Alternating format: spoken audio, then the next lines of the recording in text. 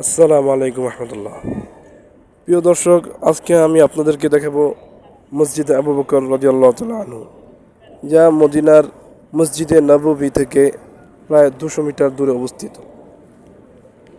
মসজিদটি আকারে ছোট হলেও খুবই দৃষ্টিনন্দন এবং মজবুত।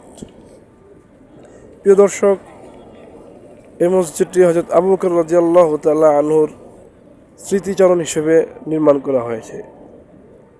আবু বকর রাদিয়াল্লাহু তাআলা আনহু ইসলামের যুগে এখানে নামাজ পড়তেন, তাই আবু বকর রাদিয়াল্লাহু তাআলা আনহুকে স্মরণ করার উদ্দেশ্যে এই মসজিদটি নির্মাণ করা হয়েছে।